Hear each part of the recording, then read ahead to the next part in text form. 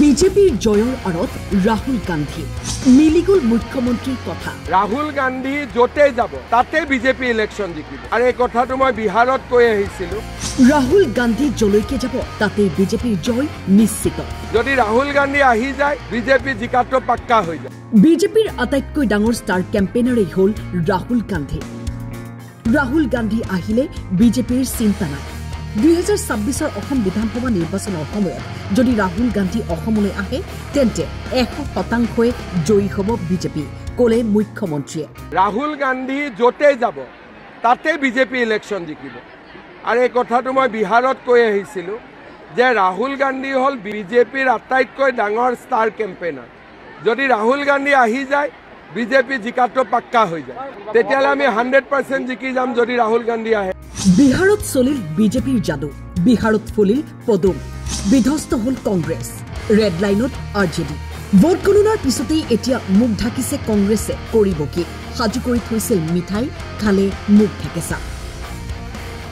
IPSৰ চাকৰি এৰি ৰাজনীতিত ভৰি দিয়া আনন্দ মিশ্ৰাৰ বৃহৎ জয়লাভ বিহাৰত। আনন্দৰ মুখত এতিয়া আনন্দৰ হাঁহি। বিহাৰত হিমন্ত বিশ্ব শৰ্মাই প্ৰচাৰ চলোৱা আটাইকেইটা সমষ্টিতে বিজেপি প্ৰাৰ্থীৰ অগ্ৰগতি। অসমতো বহুত বেছি ভাল হ'ব। অসমৰ পৰা শিকি বিহাৰত অসমটো জননী মহিলা সবলীকৰণৰ, গতিকে অসমততো কি ৰিজাল্ট হ'ব কোনেও ধৰিব নোৱাৰে।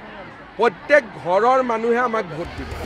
অসমৰ জোটবন্ধনক লৈও ক'লে মুখ্যমন্ত্ৰীয়ে, আমি আছো মানুহৰ মাজত, বিৰোধী আছে হোটেলত। অসমত যিটো জোটবন্ধন হৈছে এইটো বিয়া বাৰু দিন ঠিক কৰাৰ কাৰণে, সেইটো ইলেকশ্যনৰ কাৰণে হোৱা নাই। আৰু য'তে অখিল গগৈ থাকিব গাখীৰত নিমখ ঢালিবই, সেইকাৰণে সেইটো জোটবন্ধন লৈ আমি চিন্তা কৰিব নালাগে। সেইটো এক্সিডেণ্ট হ'বই কনফাৰ্ম। বিৰোধী গ্ৰাউণ্ডত নাই নহয়, বিৰোধী আছে হোটেল লিলিত আৰু আমি আছোঁ মানুহৰ মাজত।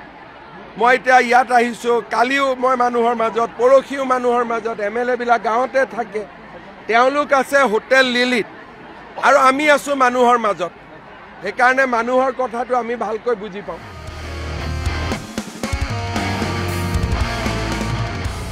Bureau report, time 8।